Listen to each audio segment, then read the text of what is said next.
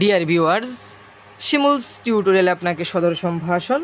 শিমুলস টিউটোরিয়ালের আজকের আলোচনার বিষয় এসএসসি 2025 সালের পরীক্ষার্থীদের জন্য সাধারণ গণিতের নৈবিত্তিকে যে সাজেশন আছে সেই সাজেশনের দ্বিতীয় পর্ব। তো আমি প্রথম পর্বে 30টি নৈবিত্তিকের ব্যাখ্যা সহকারে আলোচনা করেছি। এই পর্বেও প্রথম পর্বের ন্যায় 30টি নৈবিত্তিকের ব্যাখ্যা সহকারে আলোচনা করব। তো আমার কথা দীর্ঘায়িত না করে আমরা প্রশ্নের সমাধান শুরু করি। 1 নম্বর প্রশ্নে বলা আছে 1.4 পৌনঃপুনিক 3 পৌনঃপুনিক এর সাধারণ ভগ্নাংশ কোনটি? তো আমরা জানি একটি পৌনঃপুনিকের সংখ্যাকে এভাবে সাধারণ ভগ্নাংশে প্রকাশ করতে হয় 1.43 এবং 4 উপরে পৌনঃপুনিক। তো আমরা সাধারণ ভগ্নাংশ প্রকাশের জন্য এই দশমিক ছাড়া সম্পূর্ণ অংশটা উঠিয়ে ফেলব, শুধুমাত্র দশমিক লিখি নাই, তারপরে সূত্রের মাইনাস। এবার দেখতে হবে পৌনঃপুনিক ছাড়া কতটুকু অংশ আছে। পৌনঃপুনিক ছাড়া শুধুমাত্র 1 আছে, আমরা লিখব 1, এবং নিচে হচ্ছে একটা পৌনঃপুনিকের জন্য একটা নয়, আবার একটা পৌনঃপুনিক আরেকটা নয়। তো 143 থেকে যদি 1 যায় তাহলে থাকবে 142, আর নিচে হচ্ছে 99। তো এইটি হচ্ছে উত্তর আমাদের, উপরে 142 নিচে 99। এটি হচ্ছে ক নাম্বার অপশানে 142 এবং নিচে 99। তো আরেকটু জানিয়ে রাখি, ধরলাম একটা সংখ্যা হচ্ছে 2.432 এবং এখানে পৌনঃপুনিক আছে 3 এবং 2 এর উপরে। তাহলে এইটাকে আমরা কিভাবে সাধারণ ভগ্নাংশে প্রকাশ করব? এক্ষেত্রে দশমিক ছাড়া আমাদের সম্পূর্ণ অংশটা উঠাইতে হবে। তাহলে 24 32 মাইনাস, এবার দেখতে হবে পৌনঃপুনিক ছাড়া কতটুকু আছে। পৌনঃপুনিক ছাড়া এখানে দশমিক ছাড়া কি আছে 24, তো লিখলাম 24, আর উপরে পৌনঃপুনিক আছে একটা দুইটা, তাহলে দুইটা নয়, এবং দেখতে হবে দশমিকের পরে পৌনঃপুনিক ছাড়া কত ঘর আছে। দশমিকের পরে পৌনঃপুনিক ছাড়া 1 ঘর আছে, দশমিকের আগের হিসাব হবে না। দশমিকের পরে পৌনঃপুনিক ছাড়া 1 ঘর আছে, সুতরাং একটা শূন্য হবে। দশমিকের পরে পৌনঃপুনিক ছাড়া যত ঘর থাকে অতটা শূন্য হয়। তাহলে এক্ষেত্রে আমরা উপরের অংশে যদি 2432 থেকে 24 বাদ দেই তাহলে কি থাকে 2408 থাকে। উপরে থাকে আমাদের 2408, আর নিচে হচ্ছে 990। তো এ হচ্ছে এইটার সাধারণ ভগ্নাংশ। এরপরের প্রশ্নে আসি, f(x) এর একটি উৎপাদক 2x + 1 হলে নিচের কোনটি শূন্য হবে? অর্থাৎ এই যে f(x) অর্থাৎ x এর মান -1 নাকি 1 নাকি 1/2 নাকি -1/2 হলে এই f(x) = 0 হবে, এটা আমাদের দেখতে হবে। তো আসলে এই অংশ থেকে, উৎপাদক অংশ থেকে আমরা x এর মানটা বের করলেই দেখব x এর এখানে কত বসাতে হবে, তাহলে শূন্য হবে। তাহলে লিখি, যেহেতু শূন্য হতে হবে তাহলে লিখতে পারি 2x প্লাস, এই যে প্রশ্নে দেওয়া আছে একটা উৎপাদক 2x + 1, তাহলে লিখলাম 2x + 1 = 0, বা 2x = -1, এটা এপাশ থেকে এপাশে গেলে -1 হবে, x = -1/2, সুতরাং x এর মান -1/2। তো -1/2 কোথায় আছে? এখানে -1/2 আছে। যেহেতু x এর মান -1/2, সুতরাং f of -1/2 এইটা হবে আমাদের উত্তর। এর পরবর্তী প্রশ্নে দেওয়া আছে যে a = 2, 3, 4 এবং b = 1, 3 হলে নিচের কোনগুলো সত্য? তো একটু খেয়াল করি, দেওয়া আছে a = 2, 3, 4 আর b = 1, 3। তো প্রথম অপশানে বলতেছে a ইন্টারসেকশন b, অর্থাৎ এর মান ইন্টারসেকশন b এর মান 1, 3। তো আমরা ইন্টারসেকশন মানে জানি শুধুমাত্র কমন, অর্থাৎ যেই উপাদানটা দুইটাতে আছে তাকে আমরা নিতে পারবো। তো এখানে 2 আছে, এখানে 2 নাই, তার মানে 2 নেওয়া যাবে না। এখানে 3 আছে, এখানে 3 আছে, সুতরাং 3 নেওয়া যাবে। আবার এখানে 4 আছে, এখানে 4 নাই, সুতরাং a ইন্টারসেকশন b এর মান হবে শুধু 3, এবং প্রশ্নেও দেওয়া আছে শুধু 3। তাহলে প্রথম কথাটা ঠিক। এবার দ্বিতীয় কথাটা হচ্ছে a - b, তার মানে এর মান 2, 3, 4 -1, 3, b এর মান এটা। এখন মাইনাস মানে হচ্ছে মাইনাসের পরের সেট থেকে যে উপাদান সেটে থাকবে ওই উপাদান আগেরটা থেকে বাদ দেওয়া। এখন 1 আছে, এই সেটে তো 1 নাই, বাদ দিব কীভাবে? আবার 3 আছে, এই সেটে 3 আছে, সুতরাং 3 বাদ যাবে। তাহলে আমাদের উত্তরটা হবে কি 2 এবং 4 থেকে যায় 4 2 এবং 4। আর বলে রাখি মাইনাসের পরের অংশে যে সেটটা থাকবে ওই সেটটা থেকে কাউকে উত্তরে আনা যাবে না, সুতরাং এখানে 2,4 উত্তর হবে, এই 1 আনা যাবে না। তাহলে বাদ দেওয়ার পরে যেটা বাকি থাকে 2,4 এনারাও বলছে 2,4। এর পরবর্তীতে আসি আমরা a গুণ b এর উপাদান সংখ্যা নাকি 5। তো যেহেতু এর উপাদান সংখ্যা 3টি, b এর উপাদান সংখ্যা 2টি, তাহলে যদি এদেরকে গুণ করি আমরা 3 গুণ 2 এরকম আসবে উপাদান সংখ্যা, তাহলে 3 দুগুণে কত হয় 6টা হওয়ার কথা, কিন্তু আমাদের অপশানে দেওয়া আছে 5টি, সুতরাং এইটা ভুল। তাহলে আমাদের উত্তর হবে 1 আর 2, প্রথম দুইটা সঠিক। এর পরবর্তী প্রশ্নে দেওয়া আছে যে x² মাইনাস 1/x² এর মান কত। এখন দেখি এটাকে যদি আমরা সূত্র করি তাহলে কি হয়, x plus 1/x into x minus 1/x। Already আমাদের কাছে x মাইনাস 1/x উদ্দীপকে দেওয়া আছে, এখন আমাদের প্লাসটা বের করলেই হয়। তো প্লাসেরটা বের করার জন্য এখন আমরা দেখি যে আমরা জানি x plus 1/x whole square equal to x minus 1/x whole square plus 4ab। ab বলতে হচ্ছে x minus x into 1/x, এক্সে কাটা, তাহলে আমাদের x plus 1/x whole square equal to এই যে x মাইনাস 1/x, এইটার মান অলরেডি প্রশ্নে দেওয়া আছে 4, তাহলে আমরা লিখলাম 4 উপরে স্কোয়ার প্লাস এই 4। এখন x plus 1/x whole square এ পাশে গেলে রুট হবে, আর এদিকে 4 4 16, 16 আর 4 কত 20, তাহলে এটাকে আসতে কত 20 রুট আসে। অথবা এটাকে আমরা ভেঙে লিখতে পারি 4 5 20, 4 5 20, 4কে রুট করলে কত আসে 2 আর √5 তাহলে x প্লাস 1/x এর মান হচ্ছে 2 √5। তো আমরা এখানে যদি মান বসাই x প্লাস 1/x এর মান 2 √5 গুণ x মাইনাস 1/x এর মান 4, এটা প্রশ্নেই দেওয়া আছে x মাইনাস 1/x = 4, তাহলে 4 দুগুণে কত 8 আর হচ্ছে √5, তাহলে 8 √5। এই 8 √5 হচ্ছে আমাদের গ নাম্বার অপশান। এর পরবর্তীতে 5 নম্বর প্রশ্নে বলা আছে x³ মাইনাস 1/x³ এর মান কত। তো আমরা যেহেতু অলরেডি x প্লাস 1/x এবং x মাইনাস 1/x এর মান পেয়ে গেছি, তাহলে আমরা সূত্রটা খুব সহজে করতে পারবো। x³ মাইনাস 1/x³, এটা সূত্র হচ্ছে x minus 1/x whole cube plus 3 into x into 1/x into x minus 1/x। তাহলে এটার মান কত 4³ প্লাস এইটা কাটা, এটার মান হচ্ছে 3 আর এটার মান হচ্ছে 4। তো আমরা 4কে কিউব করলে কত পাবো 64 প্লাস এদিক হচ্ছে 3 4 12, 64 12 কত 76, আর 76 কোনো অপশান আছে, 76 হচ্ছে ঘ নাম্বার অপশান, সুতরাং 5-এর উত্তরটি হবে ঘ। এর পরবর্তী প্রশ্নে দেওয়া আছে 3√x ইকুয়াল টু √2 হলে x এর মান কত। তো একটু খেয়াল করি, আমরা জানি 3√x এর পরিবর্তে লেখা যায় x⁴ 1/3 ইকুয়াল টু 2, আর রুটের পরিবর্তে লেখা যায় পাওয়ার 1/2। এখন আমরা এটাও জানি যে এ পাশের ঘনমূল ওই পাশে গেলে ঘন হয়, এ পাশে যেমন বর্গ ওই পাশে গেলে বর্গমূল, আবার এ পাশের বর্গমূল ওই পাশে গেলে বর্গ, তেমনি এই পাশের ঘনমূল ওই পাশে গেলে ঘন হবে। তাহলে 2 আগের অলরেডি 1/2 আছে এবং এখানের ঘনমূল এখানে গেলে শুধু ঘন হবে। তো এবার 2⁴ 3 1 3 আর নিচে 2। এখন এটাকে ভেঙে আমরা লিখতে পারি 1 প্লাস 1/2। এখন এটাকে ভেঙে যদি এটা লিখি, আবার এটাকে ক্যালকুলেশন করলে কিন্তু 3/2 আসবে। এখন যেহেতু পাওয়ারটা কিসে আছে প্লাসের আছে, তো আমরা জানি যদি বেজ মিলে গুণের বেলা পাওয়ারগুলো যোগ হয়, যেহেতু যোগে আছে তার মানে বেজগুলো কিসে ছিল গুণে ছিল। এখন এই 2 এর 2 আর এই যে 2 এক্স্যাক্টলি এই 2কে আমরা লিখতে পারি কি, এই 2কে লিখতে পারি আমরা √2।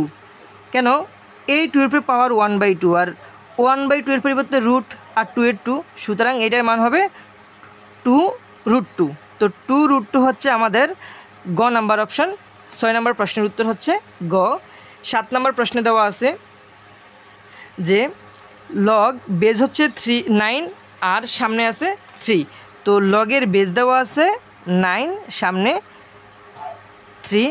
তো এটাকে যদি আমরা হিসেব করতে চাই তাহলে লিখতে পারি লগ 9, এটার সাথে এটা মিলাইতে হবে, তাহলে আমরা এটার জন্য 1 লিখতে পারবো মিলিয়ে। এখন 3কে যদি আমরা এভাবে লিখি, লেখা যায় কি না, √9, √9কে যদি 9কে রুট করি তাহলে তো 3 আসে, তাহলে এবার লগ 9 আর এটার জন্য 1/2 রুটের পরিবর্তে এই 1/2টা যদি আমরা সামনে আনি তাহলে লগ 9, এই দুইটা যদি মিলে যায় তাহলে তার জন্য লিখতে পারি 1, সুতরাং 1/2। এখন 1/2 হচ্ছে আমাদের খ নাম্বার প্রশ্নের উত্তর। এর পরবর্তীতে আমরা আসি 8 নাম্বার প্রশ্নে বলা আছে x² = 3x এর সমাধান সেট কোনটি। যেহেতু সমাধান সেটের কথা বলছে তাহলে আমাদের অঙ্কটা এইভাবে করতে হবে যে x² - 3x = 0।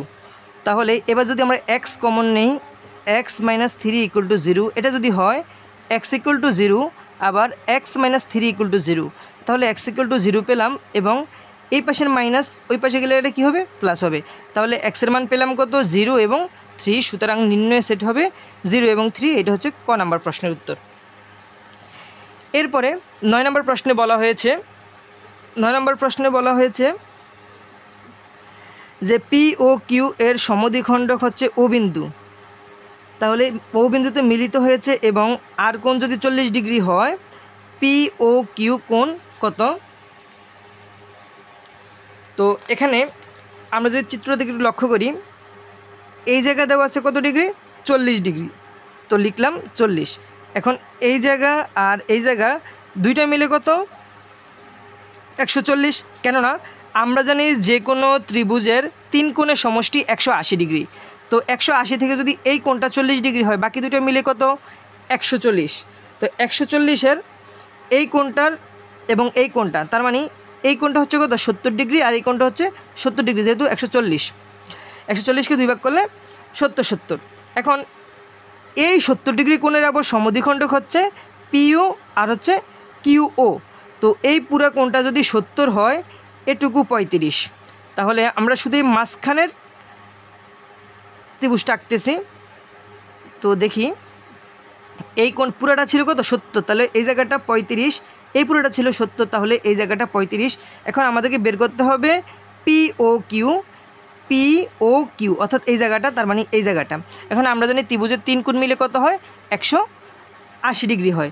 180 থেকে এই জায়গাটা হচ্ছে 70, তাহলে বাকি কোণটা কত, 110। তাহলে 110 আর 70 মিলে তো 180 হয়, সুতরাং এই কোণটা হবে 110, আর 110 হচ্ছে আমাদের খ নাম্বার অপশান। সুতরাং এই প্রশ্নের উত্তর হবে খ। এরপর দুইটি কর্ণের দৈর্ঘ্য দেওয়া থাকলে নিচের কোনটি আঁকা সম্ভব। দুইটি কর্ণের দৈর্ঘ্য দেওয়া থাকলে শুধুমাত্র রম্বস আঁকা সম্ভব। এরপর আমরা দেখি 11 নম্বর প্রশ্ন। 11 নম্বর প্রশ্নে বলা আছে যে একটা বৃত্ততে ও কেন্দ্র বিশিষ্ট বৃত্তে এ বি ব্যাস হলে, এ বি যদি ব্যাস হয়, এ সি ডি কত। এই এ সি ডি এটা কত। এখন আমরা যদি একটু বৃত্তটা আঁকি, এক্ষেত্রে হচ্ছে এ, এই বি, আর এটা হচ্ছে সি, এখান দিয়ে একটা দাগ আছে, এখানে একটা দাগ আছে এবং এখানে একটা দাগ আছে, এখানে ডি, আর এটা বলা আছে দুইটা দাগ, তার মানে হচ্ছে সমবাহু ত্রিভুজ। তো আমরা জানি কোনো একটি ত্রিভুজের সমান বাহু একই রেখার সাথে সমান কোণ উৎপন্ন করে। এখন এটা যদি এক্স কোণ হয়, এটা কত, এক্স কোণ। আর এটুকু খেয়াল করি, এটা হচ্ছে ব্যাস, আর এ সি ডি, দুঃখিত, এ সি বি, এটি একটি অর্ধবৃত্তস্থ কোণ। তো আমরা জানি অর্ধবৃত্তস্থ কোণ হচ্ছে কত, এক সমকোণ, মানে 90 ডিগ্রি, এবং এইটা প্রশ্নে দেওয়া আছে 20 ডিগ্রি। এখন আমাদের বের করতে হবে কি, এ সি ডি এই কোণটা কত। তো আমি ধরি এই জায়গাটা এক্স, তাহলে এই জায়গাটাও এক্স, কেননা এই দুইটা বাহু যেহেতু সমান, এরা একই রেখার সাথে সমান কোণ উৎপন্ন করবে। এইটা এক্স হলে এইটাও এক্স, তাহলে আমরা এখান থেকে কি পেলাম, এই জায়গাটা হচ্ছে এক্স প্লাস 20 প্লাস এই জায়গাটা হচ্ছে 90 ডিগ্রি প্লাস এক্স, এবং এই দুইটা মিলে 180 ডিগ্রি। কেন 180 ডিগ্রি? আমরা জানি বৃত্তের অভ্যন্তরস্থ চতুর্ভুজের বিপরীত দুই কোণের যোগফল সবসময় 180। এই কোণটা আর এই কোণটা বিপরীত, এখানে এদের যোগফল কত হবে, 180। তো এ একটা এক্স মোট দুইটা এক্স, আর এখানে হচ্ছে 110 ইকুয়াল টু 180, বা 2x ইকুয়াল টু 180 মাইনাস 110। এখন এদিকে 180 থেকে যদি 110 যায় তাহলে কত থাকে, 2x ইকুয়াল টু আমাদের থাকে 70, বা x ইকুয়াল টু 70/2 কাটাকাটি দিলে কত 35। সুতরাং আমাদের এই জায়গাটা আসবে কত 35 ডিগ্রি। তাহলে এই জায়গাটা আসবে 35 ডিগ্রি, 35 হচ্ছে খ নাম্বার অপশান। এর পরবর্তীতে 12 নম্বর হচ্ছে বৃত্তের বহিস্থ কোনো বিন্দুতে ওই বৃত্তে সর্বোচ্চ কয়টি স্পর্শক আঁকা যাবে। বৃত্তের বহিস্থ কোনো বিন্দু থেকে ওই বিন্দুতে সর্বোচ্চ 2টি স্পর্শক আঁকা যাবে। এর পরবর্তী প্রশ্নে বলা হয়েছে বৃত্তে অন্তর্লিখিত কোনো চতুর্ভুজের একটি কোণ 75 ডিগ্রি হলে এর বিপরীত কোণ কত। তো একটু আগে যে কথাটা বললাম, বৃত্তে অভ্যন্তরে অঙ্কিত চতুর্ভুজের বিপরীত দুই কোণ মিলে কত 180 ডিগ্রি। তো এখান থেকে যদি একটা কোণ 75 ডিগ্রি হয় তাহলে বাকিটা নিশ্চয়ই 105, তাহলে দুইটা মিলে 180 হবে। তো 105 গ নাম্বার অপশান। সুতরাং এটির উত্তর হচ্ছে গ। এর পরবর্তী প্রশ্নে বলা হয়েছে যে cos 90 degree minus theta equal two 4/5 হলে cosec থিটা কত। এখন যদি থিটাটা ঠিক এভাবে দেওয়া থাকে তখন আমরা একটা কাজ করব। কাজটি হলো আমরা এইটাকে গুণনীয়ক বা গুণিতক আকারে ভাঙাবো। কেমন, cos থিটা এই 90 ডিগ্রি এর সাথে কত গুণ দিলে লাইনটা ঠিক থাকবে। যদি আমি 1 গুণ দেই মাইনাস থিটা লিখি তাহলে 90 একে 90 মাইনাস থিটা, তার মানে এক্ষেত্রে এটা এভাবে লেখা যায় 4/5। এখন এভাবে লেখার কারণ কি, যদি কখনো এইরকম থাকে যে এরকম থাকে cos 180 ডিগ্রি মাইনাস থিটা, সেক্ষেত্রে কিন্তু আমরা লিখতে পারতাম cos 90 degree into 2 minus theta. সবসময় এখানে 90 রেখে গুণ দিয়ে হয় জোড় সংখ্যা নইলে বিজোড় সংখ্যা লিখতে হবে। যদি জোড় সংখ্যা থাকতো তাহলে এই অনুপাতটা চেঞ্জ হয় না। যদি জোড় সংখ্যা থাকে এখানে গুণ দিয়ে তাহলে অনুপাত চেঞ্জ হয় না, আর যদি বিজোড় সংখ্যা থাকে তাহলে অনুপাতটা চেঞ্জ করতে হয়। যেহেতু এক্ষেত্রে বিজোড় সংখ্যা তার মানে অনুপাতটা আমাদের চেঞ্জ হয়ে যাবে। তো অনুপাতগুলো চেঞ্জ হবে কিভাবে, অনুপাতগুলো চেঞ্জ হবে মূলত এইভাবে, যদি প্রশ্নে সাইন থাকে সাইন পরিবর্তন হয়ে কজ হয়ে যাবে cos থিটা, যদি সেক থাকে তা পরিবর্তন হয়ে যাবে cosec থিটা, যদি টেন থাকে তা পরিবর্তন হয়ে যাবে cot থিটা। তো প্রশ্ন ছিল কি cos থিটা, তো cos থিটা পরিবর্তন কি হয়, সাইন থিটায় পরিণত হয়। তাহলে কজের পরিবর্তে আমরা লিখতে পারবো সাইন থিটা। যেহেতু এটা বিজোড় এই কারণে চেঞ্জ হয়েছে, যদি বিজোড় না হয়ে জোড় হইতো তাহলে কিন্তু চেঞ্জ হতো না। এবার 4/5। এখন আমরা জানি সাইন থিটা যদি এত হয় cosec থিটা হচ্ছে তার বিপরীতটা, সাইন থিটার বিপরীত হচ্ছে cosec থিটা, তাহলে উপরে 5 যাবে এবং নিচে হচ্ছে 4। সুতরাং এটির cosec থিটা ইকুয়াল টু 5/4। তো 5/4 এখানে হচ্ছে আমাদের ক নাম্বার অপশান, উপরে 5 নিচে 4, উপরে 5 নিচে 4, এটা হচ্ছে ক নাম্বার প্রশ্নের উত্তর। এরপর এখানে লেখা আছে 15 নম্বরে cos theta into sec square theta minus 1 কত। খুবই সহজ প্রশ্ন, cos থিটা আর √of sec square theta minus 1, sec square theta minus 1 আমরা জানি এইটা হচ্ছে টেন স্কয়ার থিটা সূত্র। তাহলে cos থিটা ইন্টু এখানে এটা হচ্ছে কি টেন স্কয়ার থিটার সূত্র, স্কোয়ার আর রুটে যদি কাটা যায় তাহলে কি থাকে cos theta equal to tan theta. তাহলে টেন থিটা মানে কি sine theta by cos theta. তো এই cos থিটা কাটা গেলে কি থাকে শুধু সাইন থিটা, আর শুধু সাইন থিটা হচ্ছে ক নাম্বার অপশান। সুতরাং এটির উত্তর হবে ক। এর পরবর্তীতে 16 নম্বর প্রশ্নে আছে যে 2 sin থিটা ইকুয়াল টু 1, তাহলে cot থিটা কত। এখন সাইন থিটা ইকুয়াল টু 1 হলে আমরা জানি এই যে এই 2টা এই পাশে গুণাকারে এই পাশে ভাগাকারে, তাহলে সাইন কত ডিগ্রির মান, হাফ সাইন 30 ডিগ্রির মান, 30 ডিগ্রির মান। তো এখান থেকে যদি সাইন বাদ দেই কী দাঁড়ায়, theta equal two 30 degree, sine theta equal two কত 30 ডিগ্রি দাঁড়ালো। এখন প্রশ্ন বলছে কত cot থিটা কত, তো cot 30 ডিগ্রির মান কত, আমরা জানি cot 30 মান হচ্ছে √3, তো √3 এখানে হচ্ছে ঘ নাম্বার অপশান। সুতরাং এই প্রশ্নের উত্তর হবে ঘ। এর পরবর্তীতে আমরা আসি 17 নম্বর প্রশ্নে। 17 নম্বর প্রশ্নে হচ্ছে উদ্দীপক এবং আমাদেরকে প্রশ্নে বলছে কিউএস এর দৈর্ঘ্য নির্ণয় করো, কিউএস এর দৈর্ঘ্য নির্ণয় করার কথা বলা হয়েছে। তো এই ছিল চিত্র মূলত। এখন এই চিত্রে কিউএস আমাদের এই জায়গাটা বের করতে হবে। তো এখন প্রশ্নে বলা আছে এবি এবং সিডি সমান্তরাল এপি কিউ এই জায়গাটা হচ্ছে কিউ, এটা হচ্ছে 60 ডিগ্রি, আর পিএস √3 পি আর √6। প্রশ্ন বলছে কিউএস কত। তো আমরা যদি ত্রিভুজের শুধু এই অংশটা আঁকি, শুধু আমরা পিএস কিউ এই ত্রিভুজটা আঁকলাম, এখানে এস, এখানে পি, এখানে কিউ। এখন যেহেতু এই পাশ 90 ডিগ্রি, তার মানে এই পাশ 90 ডিগ্রি অর্থাৎ লম্ব, তো এখানে দেওয়া আছে এই জায়গাটা হচ্ছে কত 60 ডিগ্রি। আর আমরা জানি যদি সমান্তরাল দুইটা রেখা হয় তাহলে সবসময় এই কোণটা আর এই কোণটা সমান হয়, এই দুইটা কোণ সমান হয়। তাহলে যদি এইটা যেহেতু সমান্তরাল বলছে ওর সাথে যদি তুলনা করি তাহলে এই কোণটা আর এই কোণটা কি সমান, এটা 60 ডিগ্রি হলে এটা কত ডিগ্রি 60 ডিগ্রি।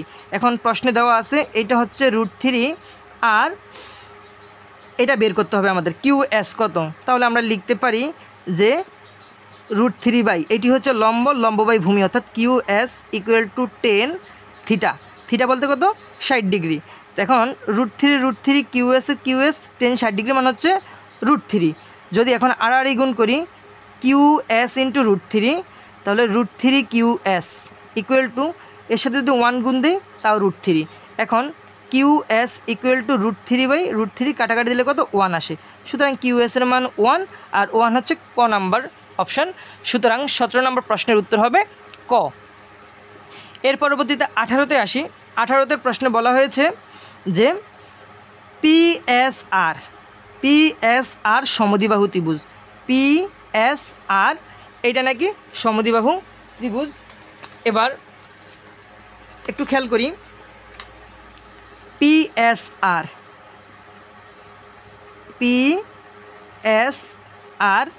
অলরেডি এটা দেওয়া আছে কত, এটা দেওয়া আছে √3 আর এটা দেওয়া আছে √6। তো আমরা জানি এইটা লম্ব, এইটা অতিভুজ আর এইটা ভূমি। এখন ভূমি নির্ণয়ের সূত্র কি জানি আমরা, ভূমি নির্ণয়ের সূত্র জানি √of অতিভুজ স্কোয়ার মাইনাস √of অতিভুজ স্কোয়ার মাইনাস লম্ব স্কোয়ার। তাহলে স্কোয়ার রুট কাটা 6 মাইনাস স্কোয়ার রুট কাটা 3, এ জায়গায় যদি 6 থেকে 3 যায় কত থাকে 3 থাকে, তার মানে ভূমির মান পেলাম কত, ভূমির মান পেলাম √3। এই জায়গাটা আসবে আমাদের কত √3। যেহেতু এই বাহু আর এই বাহু সমান, সুতরাং এক্ষেত্রে আমরা বলতে পারি এটি একটি সমদ্বিবাহু ত্রিভুজ, এই কথা ঠিক। পরবর্তী প্রশ্নে বলছে কসেক থিটা, আর কসেক থিটার কাছে কত দেওয়া আছে কিউপিএস। তো একটু আগে আমরা দেখলাম যে এই জায়গাটা হচ্ছে কত ডিগ্রি 60 ডিগ্রি। এই যে কিউপিএস ত্রিভুজে এই জায়গাটা যদি 60 ডিগ্রি হয় তাহলে নিশ্চয়ই এই জায়গাটা কত 30 ডিগ্রি। কেননা এই জায়গাটা 30 ডিগ্রির কারণ এইটা একটি লম্ব, তো এটি লম্ব হলে লম্ব মানে কত 90 ডিগ্রি। এই জায়গা যদি 60 হয় তাহলে কি হবে, এই জায়গা 30 হবে। এখন এইটা 30 ডিগ্রি, তো থিটার মান কত, যেহেতু বলা হয়েছে কিউপিএস এটা ছিল থিটা, তো থিটাটা কত 30 ডিগ্রি। কসেক 30 ডিগ্রি, যেহেতু কসেকের সামনে থিটা হিসেবে এইটা আছে, কসেক 30 ডিগ্রির মান নাকি 2। তো আমরা জানি কসেক 30 ডিগ্রি মান 2, তাহলে এই কথাটাও ঠিক। এবার দ্বিতীয় অংশে বলা হয়েছে এই যে সাইন পিআরএস। এখন আমাদেরকে বের করতে হবে এই থিটাটা আসলে কত। এই থিটাটা বের করার পরে আমরা উত্তরটি বলতে পারবো। তো যেহেতু আমাদের কাছে লম্ব আছে তারপরে ভূমি আছে, তো আমরা এখান থেকে লিখতে পারি এই থিটাটা, আর থিটাটা বের করতে হবে আমাদের। তো আমরা জানি লম্ব বাই ভূমি, এই লম্ব আর এই হচ্ছে ভূমি = 10 থিটা।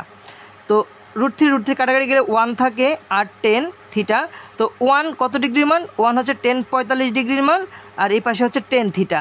তো যদি আমরা 10 বাদ দিই তাহলে থিটাগুলো কত দাঁড়ায় 45 ডিগ্রি। সুতরাং এই জায়গাটা হচ্ছে আমাদের কত 45 ডিগ্রি। যেহেতু এই জায়গাটা 45 ডিগ্রি, সাইন 45 ডিগ্রি, তো আমরা জানি সাইন 45 ডিগ্রি মান হচ্ছে 1/√2। সাইন 45-এর মান 1/√2। আর cause SPR S P R. তো এই জায়গাটা যদি 45 হয়, এই জায়গাটা যদি 45 হয়, যেহেতু এটি একটি সমকোণী ত্রিভুজ, এই জায়গাটা 90, এটা যেহেতু 90, বাকি দুইটা মিলে কত 90 ডিগ্রি, যেহেতু ত্রিভুজের 3 কোণ মিলে 180 ডিগ্রি, তো এটা 45 হলে বাকিটা কত 45।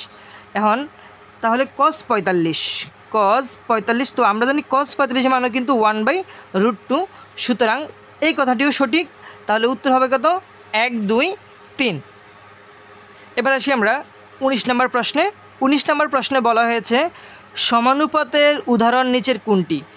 সমানুপাতের উদাহরণ। এখন দেখো, সমানুপাত বলতে যেই দুইটা অনুপাতের মান সমান, অর্থাৎ ধরো একটা অনুপাত আছে, এইটাকে আমাদের যদি গুণ দেই, দুইটাকেই সমান সংখ্যা দ্বারা গুণ দিতে হবে, যদি ভাগ দিই দুইটাকে সমান সংখ্যা দ্বারা ভাগ দিতে হবে। তো এক্ষেত্রে আমরা দেখি প্রথম অনুপাতটায় 3 আর এখানে লেখা হচ্ছে 4, এখানে 4, এখানে লেখা হচ্ছে 3, জাস্ট এটাকে উল্টিয়ে দেওয়া হয়েছে, তার মানে এটা হচ্ছে ব্যস্তানুপাত। ব্যস্তানুপাতের ক্ষেত্রে উল্টিয়ে দেওয়া হয়, আগেরটা পরে, পরেরটা আগে, সুতরাং এইটা সমানুপাত হবে না।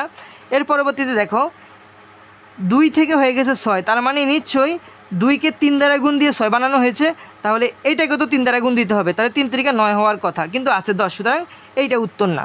এর পরবর্তীতে এখানে 3 থেকে 9, তার মানে 3কে 3 দ্বারা গুণ দিতে 9 বানানো হয়েছে, তাহলে এবার 2কেও 3 দ্বারা গুণ দিতে হবে, 2কে 3 দ্বারা গুণ দিলে 6, সুতরাং এই ক্ষেত্রে মিলে যে একই সংখ্যা দ্বারা প্রথমটাকে গুণ দেওয়া হয়েছে, দ্বিতীয়টাকে গুণ দেওয়া হয়েছে, সুতরাং এক্ষেত্রে উত্তর হচ্ছে গ।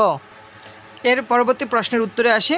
তো দুইটি সমীকরণ দেওয়া আছে, একটি হচ্ছে 5x - 2y = 13 এবং অপরটি হচ্ছে 2x + 3y = 9, সমীকরণ দ্বয়।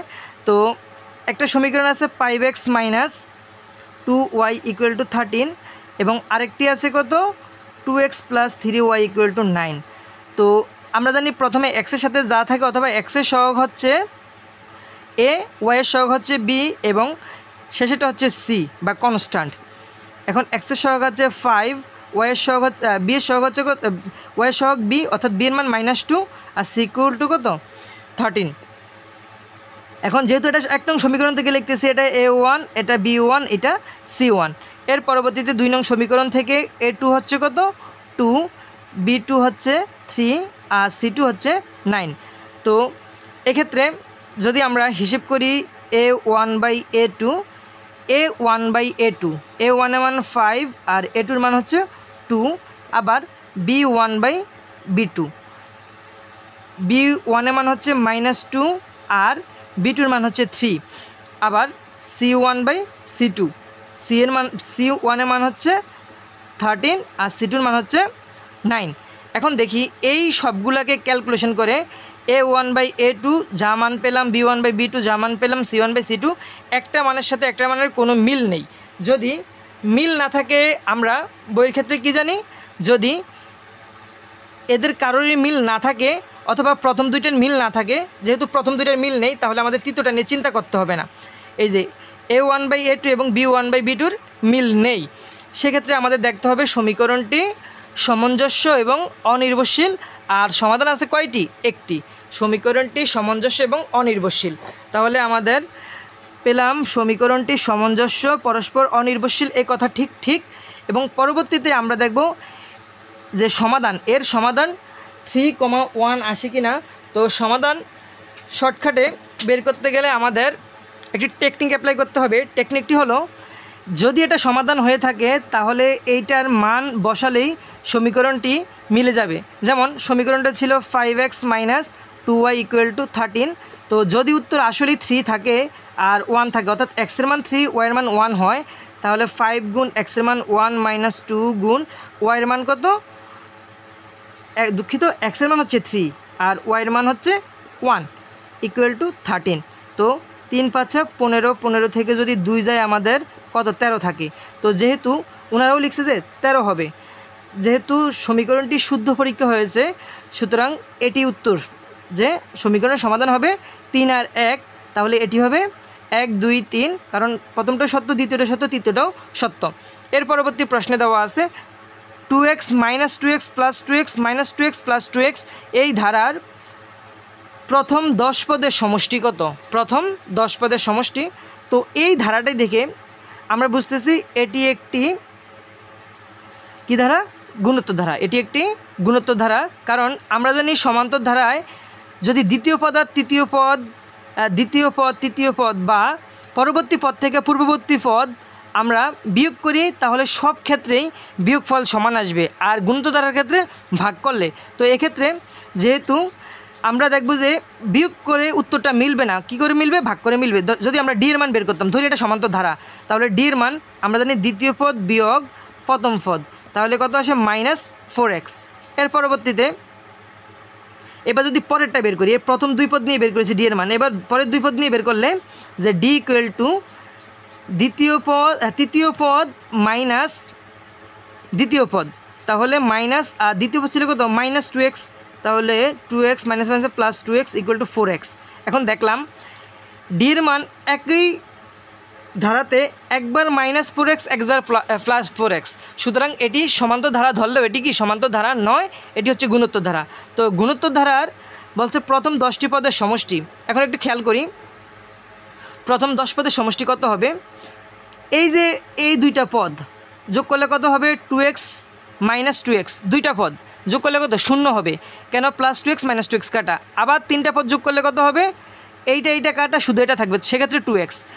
তাহলে আমরা বুঝলাম যদি জোড় সংখ্যক পদ যোগ করি অর্থাৎ সমষ্টি বের করি তাহলে 0 আসে, আর বিজোড় সংখ্যকবার যোগ করলে কি আসবে? 2x আসবে। তাহলে উত্তরটি যেহেতু 10টি পদের সমষ্টি, তার মানে উত্তরটি আসবে কত? 0, যেহেতু 10 একটা জোড় সংখ্যা। এর পরবর্তী প্রশ্ন হচ্ছে -1 + 3 + 7 প্লাস কত? 43। তাহলে এইটা কি? এইটা একটা সমান্তর ধারা। কিভাবে বুঝলাম? যেহেতু ব্যবধানটা দেখো, -1 থেকে +3 ব্যবধান হচ্ছে 4, অর্থাৎ 4 বৃদ্ধি পেয়েছে, আবার 3 থেকে 7 ব্যবধান 4 বৃদ্ধি পেয়েছে। সুতরাং যেহেতু ডি এর মান মিলে, সুতরাং এটি একটি গুণিত ধারা, দুঃখিত, এটি একটি সমান্তর ধারা। যেহেতু এটি একটি সমান্তর ধারা, তাহলে পদ সংখ্যা নাকি 12। তো আমরা দেখি এখানে ধারা থেকে পাই এর মান -1 এবং ডি এর মান হচ্ছে 4। কেননা আমরা জানি ডি ইকুয়াল টু দ্বিতীয় পদ বিয়োগ প্রথম পদ। আমাদের দ্বিতীয় পদ ছিল 3, সূত্রের মাইনাস আর হচ্ছে -1, তাহলে 3 - +1 = 4, তাহলে ডি এর মান পেলাম কত? 4। এটা হচ্ছে প্রথম পদ, এটা হচ্ছে সাধারণ অন্তর। এর পরবর্তী অংশে বলা হয়েছে যে পদ সংখ্যা কত। তো পদ সংখ্যা বের করার জন্য আমাদের সূত্র হচ্ছে a + n - 1 * d। এখন এটা হচ্ছে পদ সংখ্যা নির্ণয়ের সূত্র, আর পদ সংখ্যার মান কত দেওয়া আছে? পদ সংখ্যার মান দেওয়া আছে 43। এই যে কত নাম্বার পদ? 43, এটা বের করতে হবে। এর মান পেলাম -1 প্লাস n এর মান জানি না -1, ডি এর মান কত? ডি এর মান 4 = 43। তো -1 প্লাস 4কে যদি n দ্বারা গুণ দিই 4n -4 একে 4, 43। এখন এই -1 -4, তাহলে কত হয়? মোট -5। এই -5টা যদি আমরা এই পাশে নিয়ে যাই তাহলে মাইনাসটা কী হয়ে যাবে? +5। তাহলে 43 আর 5 যোগ করতে করলে কত? 48, 4n। এখানে n এর জায়গায় n 4টা গুণ আকারে, এই পাশে ভাগ আকারে। তো 48কে যদি আমরা 4 দ্বারা ভাগ দিই, 4 × 12 48, 12 আসে। সুতরাং পদ সংখ্যা 12, এই কথাটি ঠিক। পরবর্তী প্রশ্ন বলছে পঞ্চম পদ 15। পঞ্চম পদ কত? 15। এখন পঞ্চম পদ বের করার জন্য আমাদের কি লিখতে হবে? যে a + 5 - 1 * d। এখন এর মান হচ্ছে -1 প্লাস 5 থেকে 1 গেলে কত? 4, আর ডি এর মান কত? ডি এর মান হচ্ছে 4। তাহলে -1 4 4 কত? 16, প্লাস 16 থেকে যদি -1 যায় তাহলে 15 থাকে, আর ওনারাও বলছে পঞ্চম পদ হচ্ছে 15। সুতরাং এই কথাটাও ঠিক। প্রথম 8 পদের সমষ্টি নাকি 120। প্রথম 8 পদের সমষ্টি 120। তো আমরা জানি সমষ্টির সূত্র হচ্ছে n/2 2a + n - 1 * d। এক্ষেত্রে n বলতে যেহেতু 8 পদ বলছে, তাহলে n এর মান 8, নিচে 2 গুণ 2, এর মান কত? এর মান হচ্ছে -1 প্লাস 8 বলছে n এর মান। তাহলে 8 থেকে যদি 1 যায় কত থাকে? 7, 7-এর সাথে আমাদের d এর মান 4 গুণ। তাহলে এবার আসে কত?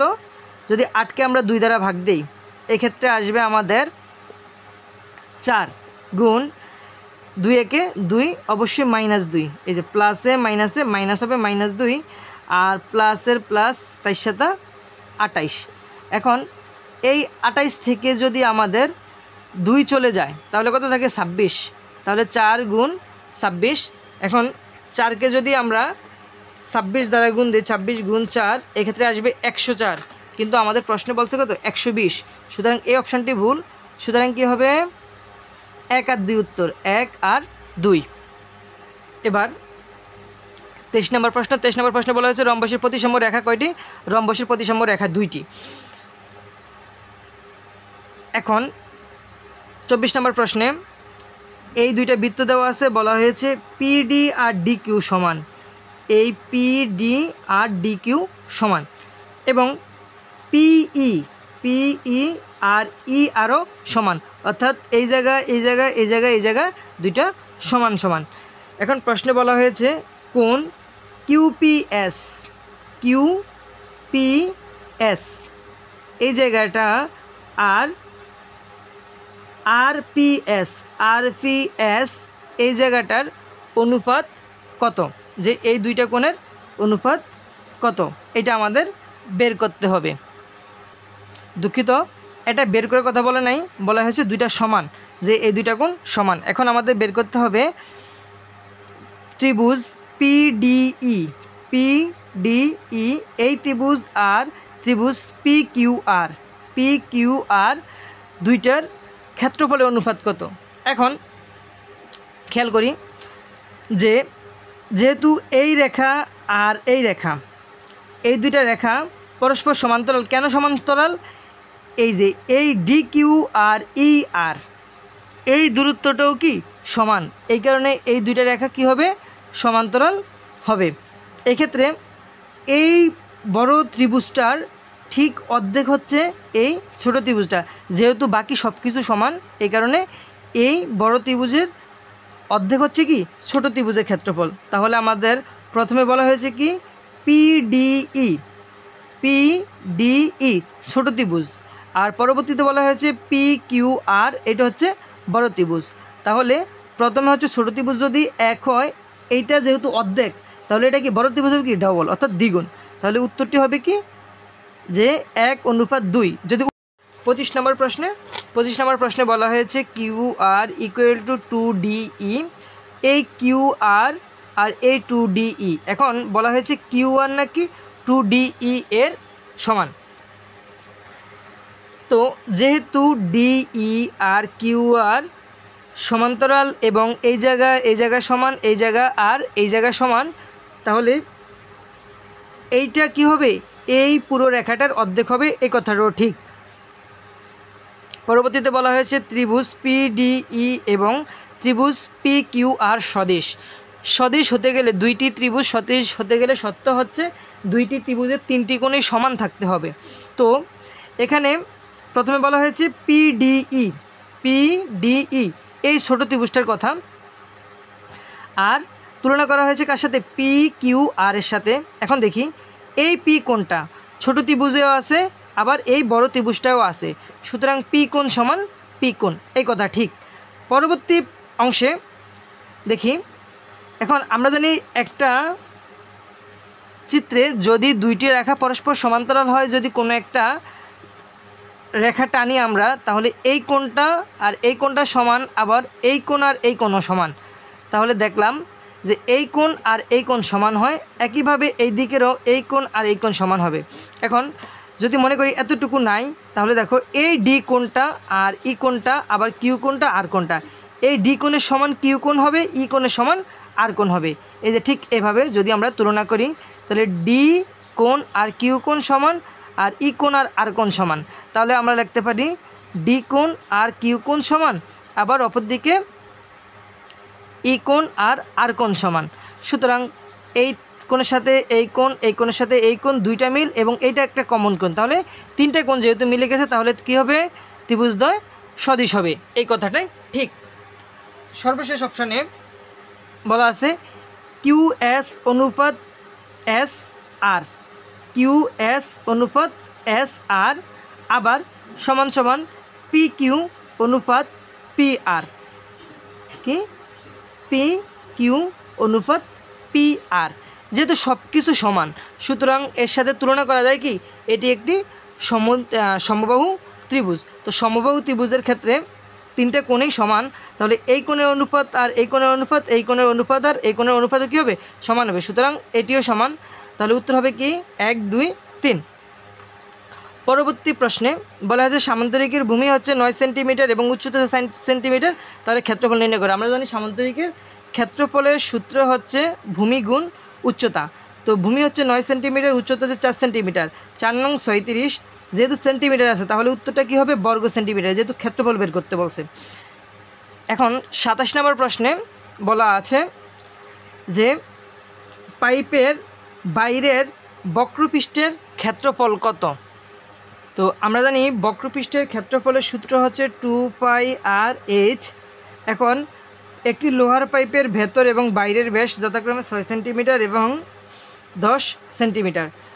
তো আমরা যেহেতু জানি সূত্র হচ্ছে বক্রপৃষ্ঠের 2πr/h, এটাকে লিখতে পারি 2r/h, আর উচ্চতা দেওয়া আছে কত, 30 সেন্টিমিটার। তাহলে 2r মানে হচ্ছে ব্যাস, তাহলে ব্যাস হচ্ছে কত, বাইরেরটা প্রথমে বলা হয়েছে ভেতরের, তাহলে প্রথমটা ভেতরের, দ্বিতীয় বলা হয়েছে বাইরের, দ্বিতীয়টা বাইরের। এটুকুর মান কত, 10, পায়ের মান 3.1416, আর এসের মান হচ্ছে 30।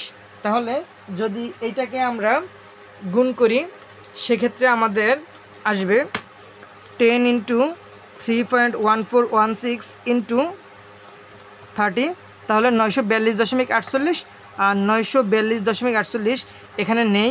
তাহলে আমরা একটা কাজ করতে পারি, যেহেতু এখানে প্রশ্নের উদ্দীপকে দেখা যাচ্ছে কি, প্রশ্নে দেখা যাচ্ছে অপশানে যে অলরেডি পায়ের জায়গায় পাই রেখে দিয়েছে, তাহলে এটুকুর মান 2 পায়ের মান 10, আর 2r এর মান 10, আর পায়ের জায়গায় পাই হচ্ছে 30। তো 10কে 30 দ্বারা গুণ দিলে কত, 300, আর পায়ের কাছে পাই, তাহলে 300 পাই সেন্টিমিটার স্কোয়ার, উত্তর হবে এইটি। এবার প্রশ্নে বলা হয়েছে পাইপের পুরুত্ব আর পাইপের আয়তন, পাইপের ভূমির ক্ষেত্রফল। এখন দেখি, প্রথম অপশানে বলা হয়েছে যে 28 নম্বরে পাইপের লোহার পুরুত্ব 2 সেন্টিমিটার। এখন বলছে ভিতরের ব্যাস কত, 6, তাহলে ব্যাসার্ধ কত আসে 3, আর বাইরের ব্যাস কত 10, তাহলে ব্যাসার্ধ কত আসে 5। এখন এটুকু হচ্ছে 3 আর এই পুরোটা হচ্ছে 5, যেহেতু পাইপ আসেই তো এই জায়গায়, পাইপটা আসে এই জায়গায় না, যে একটা পাইপ এরকম থাকলে এই জায়গাটা তো ফাঁকা আর এটা তো বাইরের আবরণ, তাহলে পাইপটা আছে কোন জায়গায়, এই জায়গায়।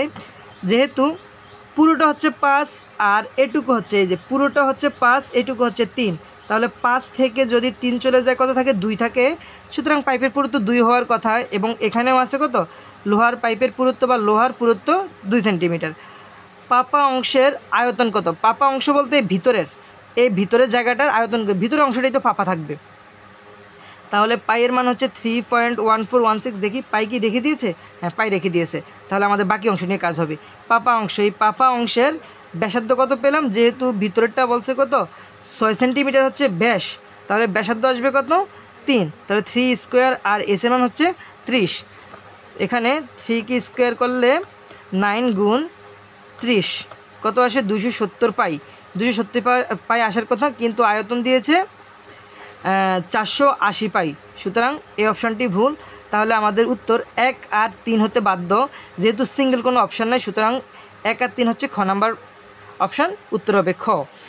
এর পরবর্তী প্রশ্নে বলা হয়েছে মধ্যক শ্রেণীর মধ্যমান কত, মধ্যক শ্রেণী। তো আমরা জানি মধ্যক শ্রেণী বের করি কীভাবে, যে মোট গণসংখ্যাকে প্রথমে n দ্বারা ভাগ দিতে হবে। তাহলে মোট গণসংখ্যা হচ্ছে কত, 3, 7, 10, 10, 18, 28, 32, 32 2 কত 34। আবারও হিসেবটা করি, 10, 18, 28, 28 6 34। তো 34কে যদি আমরা 2 দ্বারা ভাগ দিই কত আসে 17। এখন দেখতে হবে ক্রমযোজিত গণসংখ্যার ঘরে কোন বরাবর 17 আছে। এই ঘরে হচ্ছে আমাদের 3, এই ঘরে 10, এই ঘরে 18। তো 10-এর পরে গিয়েই তো 17 আছে, সুতরাং এই ঘরে আমাদের মধ্যক অবস্থিত, মধ্যক শ্রেণীর মধ্যমান। তো মধ্যক কোন শ্রেণীতে অবস্থিত, 30 থেকে 34 শ্রেণীতে। তো মধ্যমান বের করি কি আমরা, শ্রেণীর নিম্নসীমা যোগ উচ্চসীমা ভাগ 2, তাহলে 30 যোগ 34 ভাগ 2, 32 আসে, আর 32 হচ্ছে আমাদের খ নাম্বার অপশান। এবং সর্বশেষ প্রশ্ন হচ্ছে প্রচুরক নিচের কোনটি। তো প্রচুরক নির্ণয়ের সূত্র আমরা জানি, প্রচুরক নির্ণয়ের সূত্র জানি L + F1 F1 plus F2 into H। এখন এল বলতে বুঝি যে ঘরে আমাদের প্রচুরক অবস্থিত ওই ঘরের নির্মসীমা। এখন এখানে সর্বোচ্চ সংখ্যা কত আছে? গণসংখ্যা 10, সুতরাং প্রচুরটা আমাদের এই ঘরে অবস্থিত। এই ঘরের নির্মসীমা কত? এই ঘরের নির্মসীমা হচ্ছে 35, যে 35 থেকে 39 শ্রেণী। এরপর F1 বলতে বুঝি যেই ঘরে আমাদের প্রচুরক অবস্থিত ওই ঘরের গণসংখ্যা বিয়োগ আগের ঘরের গণসংখ্যা, তাহলে এটা হচ্ছে F1। 10 থেকে যদি 8 যায় 2 থাকে। এবং F2 হচ্ছে যেই ঘরে প্রচুরক অবস্থিত সেই ঘরের গণসংখ্যা বিয়োগ পরের ঘরের গণসংখ্যা, তাহলে 10 থেকে 4 গেলে কত থাকে? 6 থাকে। আর H বলতে শ্রেণী ব্যবধান 30 থেকে 34, তো 30 নিজেও গণতে হবে। 30, 31, 32, 33, 34, তাহলে এইচের মান কত? 5, ইজ ইকুয়াল টু 5। তাহলে এখন আমরা সূত্রে মান বসাই, L plus F1 plus F2 into H। L এর মান কত? 35, আর F1 বলতে 2, F1 বলতে 2 প্লাস F2 বলতে 6 ইন্টু 5, এইচের মান। এখন 35-এর 35 প্লাস এখানে 6 2 কত? 8, উপরে হচ্ছে 5 2 10, তাহলে আমরা 10কে যদি 10 ভাগ 8 এটা আসে কত? 1.25 আর যোগ 35, তাহলে আসবে আমাদের কত? 36.25, আর 36.25 হচ্ছে ক নাম্বার অপশান। সুতরাং 30-এর উত্তরটি হবে ক, 36.25। সম্পূর্ণ ভিডিওটা দেখার জন্য